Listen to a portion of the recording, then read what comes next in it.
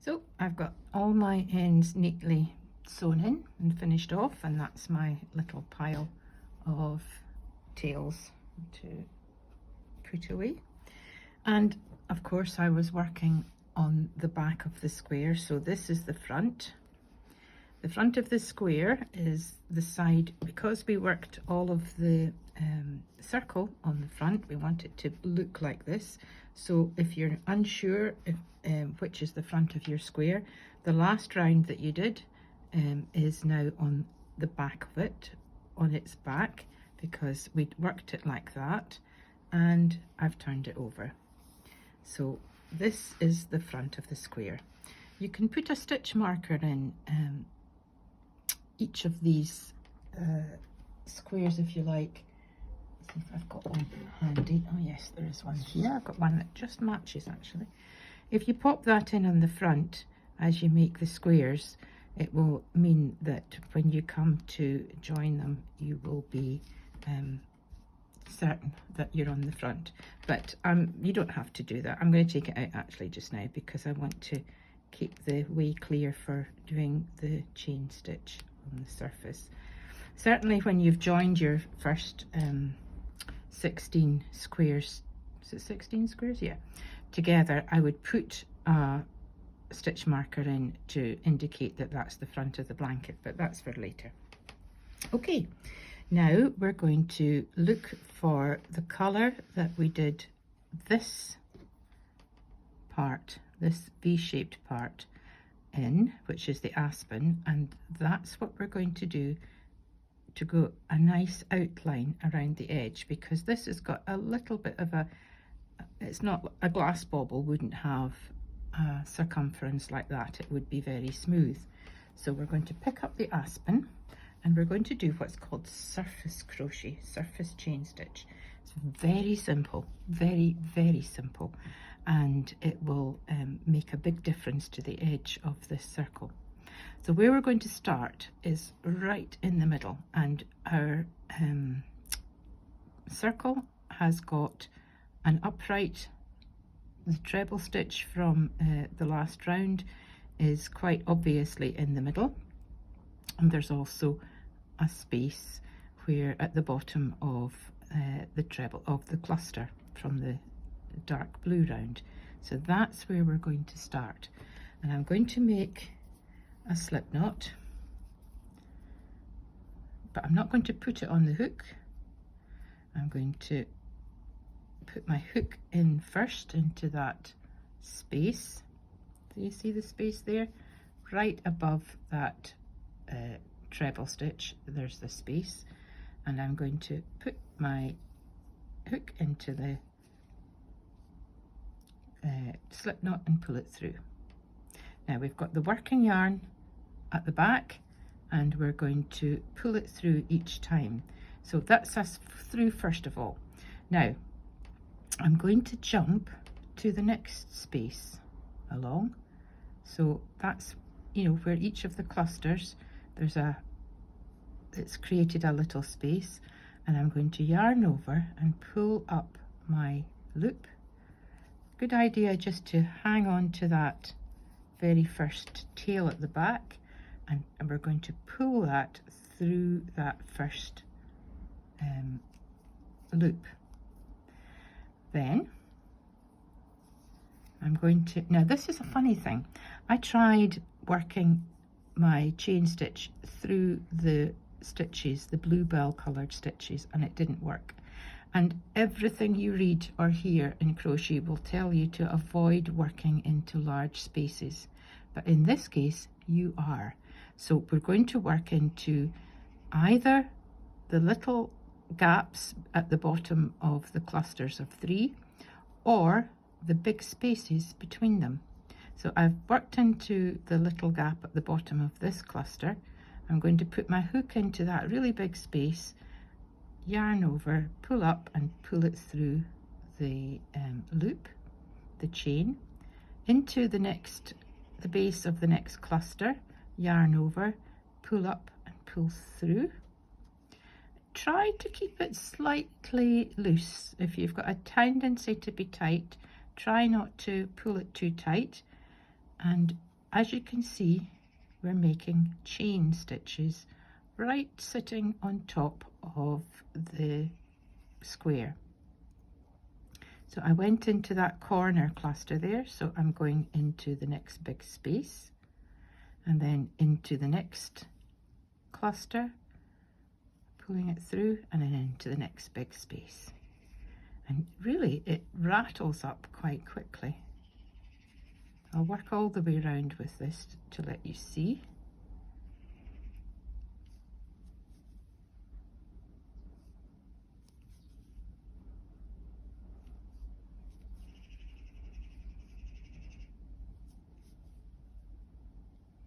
And it's making a nice smooth edge around the outside of the circle. And you could imagine if I hadn't stitched in all my ends, they would all be pulling through with this aspen yarn and making a real mess. So that's so important that you get all your ends dealt with before you do this.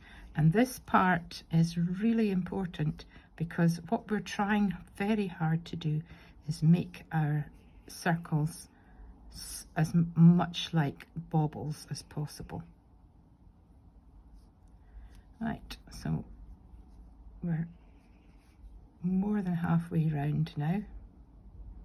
So it's just either the base of one of the dark blue clusters or the big space between them. That's what I found has made the neatest edge. Again, it's looking a little bit curly, but don't worry.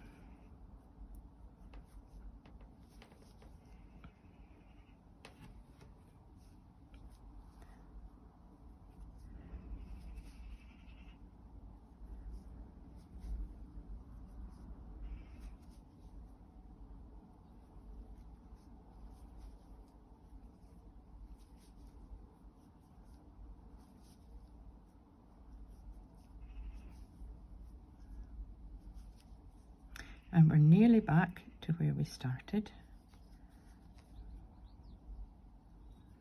You can see that that was there. So I've got 1, 2, 3, 4. And that's where we had our the very first stitch. So at this point, you can see, if I flatten that out, you can see how that does make a nice smooth edge around the bauble. And at this point, we've got 1 or 2 things to be very careful of. And the first thing is I'm going to cut my yarn because we're almost finished with this aspen. But for this, only this part, I'm going to make a longer end than I would normally. You don't have to measure it. It's just a longer end than you would normally do if you were finishing off. And what we're going to do now is just grab hold of that very last chain stitch. Just put your thumb over it and hold it tight, because what we're going to do is just pull that end all the way through. And if you didn't hold on to that, it would maybe be yanked a bit tight. So now we've got the yarn on the surface, and this is where our needle comes in, and we're going to thread that onto the needle. And the next important tip is keep that, don't do that and have a big long tail going through the needle. Keep it pretty short, just a little bit of a tail. That's quite important. Now, first of all, the first thing we have to do is just finish off our chain stitch.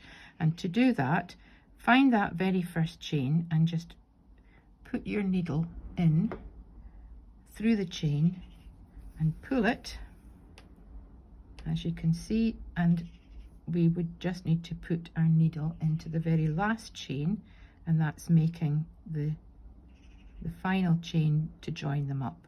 So I'm going to put my needle into that very last chain, but I'm not going to pull it all the way through. So we've got the end of the yarn coming through the first chain, and we've gone into the last chain, but leaving the needle almost. I'm going to put the needle almost as if I was going to, you know, when you leave a needle with to go, you know, leave a piece of work and want to put the needle in, you would just do that, wouldn't you? So what you're doing is you've gone into that last chain and then coming through in the first chain like that. There's a little bit, maybe about ½ centimetre or so between the two of them, and I'm just going to leave my needle like that, so that I've pushed it in as far as the eye of the needle and it's sitting like that. Now I'm going to just put my right thumb on that eye, and this is a nice big loop because we left quite a lot of yarn on our hook. I might just pull up a little bit of that end, so we've just got a short tail. And what we're going to do with this is wrap it around the needle, and we're going to, believe it or not, wrap it 20 times around that needle. So it's just doing that. 1, 2, 3, 4, 5, 6. Okay, we've got 6, but it looks like we've got to the top of the needle, so just push that down. And 7, 8, 9, 10, push that down. 11, 12, 13, 14, push that down.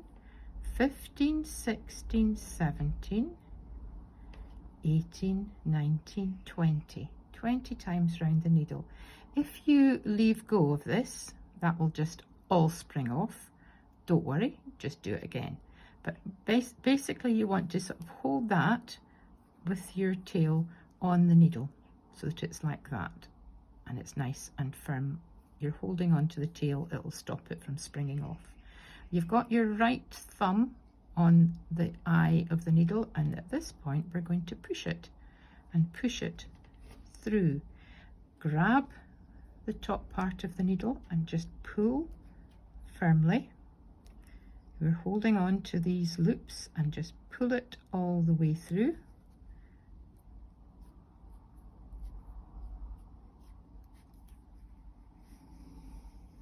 And you keep pulling, and as you're pulling, this big loop is tightening up.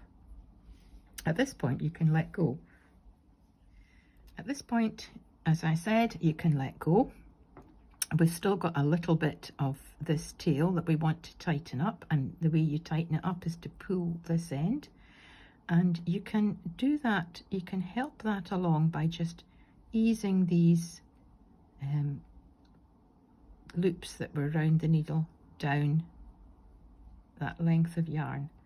And as you do that, each time this tail gets shorter until you've got to the point where you could say, right, we can just put the needle into the back, and that's got our loop made. That is what you've done there is called a bullion knot, and it's an embroidery stitch, but it makes a nice firm loop that is not going to come out, and is, I think, helps to make it look like a bauble.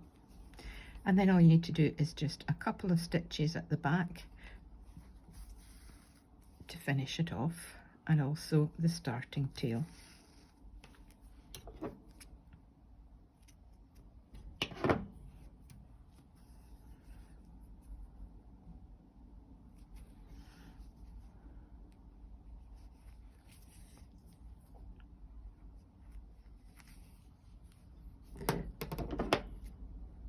And that is your square with its Christmas bauble. It's still a bit lumpy bumpy, and again, as I say, don't worry about it, because in the joining, when we do the join, it flattens it out, but it isn't too bad, and hopefully it looks a little bit like a bauble. Let's hope so. Right, so the next thing we need to do is to join these you've got 16 of, another 15 of these to make, 16 in total. You can use the pattern to follow the colour charts for each one and the layout. and I'll be back to show you how to join them together with the simple join as you go technique. I also have something up my sleeve which I haven't tried myself yet, and I'm going to try it, which might give you another option for doing this loop. So if it works, I'll pop back on the end of this video and let you see it. So I'm back with an alternative for you for this bullion stitch for the loop on the top of the bauble. It was while I was making the video that I thought there might be a different method to give you something pretty much the same idea, but not using embroidery, because after all, you're here to do crochet, not embroidery. If you like the look of the bullion stitch, which personally I still do, and you want to try it, absolutely fine. But I'm going to show you a different idea for making the loop. So to show you, I'm just, rather than start another square, I'm just going to swing this round upside down. So forget that this is at the bottom, and we're going to call this the top. And when you've done, for this method, when you've done your chain stitch all the way round, do you remember I said to pull the yarn through, leaving a really long tail for the bullion knot, but we don't leave the long tail in this case, just leave it as you would normally leave it for sewing in. Pull the yarn through and then put it, so you're actually going to be making it up as far as where you put it through the very first chain and then back to the last chain. And remember, when you were doing if you were doing the bullion stitch, you'd have left your needle like that. But for this method, you want to finish off your chain, so you would just put it back into the last stitch, pull it all the way through and finish it off. So now my second option for the loop is to crochet it, and you can use the same size of crochet hook as you were using for the rest of the square, but if you have a smaller one, it might be better to use that. Now I'm not suggesting if you don't have a smaller one you have to go and buy one. You know, the 4mm hook will do it. It's a slightly smaller and neater look with the smaller hook. In this case, I've gone down to a 3.5. You could go down further to a 2 or a 3. It's up to you, but we're still using the same yarn. Now, here is my center of the circle along the edge of the square, and I'm going to go in just, I've got 1, 2, 3 chains along the top. That was my first one, that was the last one, and that was the joining one. So I'm going to go into the very last chain, just push my hook through the 2 loops of the chain, and I'm going to pull my yarn through, and then I'm going to wrap the 2 ends around and pull it through. That's just my method of starting. I usually then look for the short end and take it out.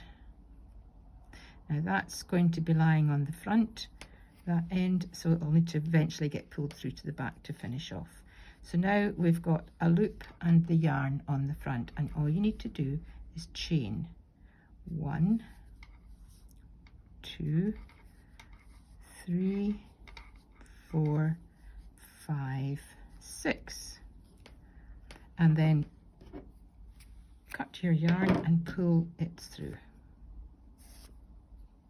So you've got a long chain with a tail, and all you need to do is pick up your needle and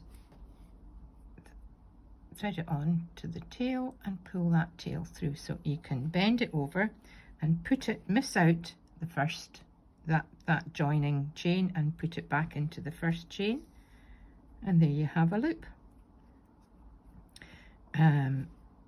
Take that off and pull this through as well.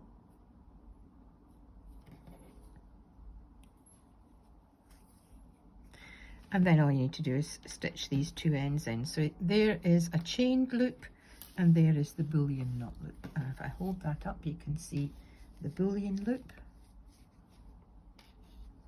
and the chain loop.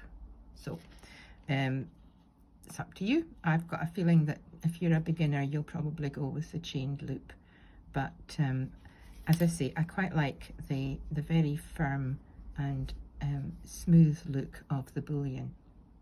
It's not difficult to do. Remember, it's not difficult to do. You might just need to practice it a little bit, but it does give a nice finish. So that is the bauble square. I'll be back to show you the join in the next video. Bye for now.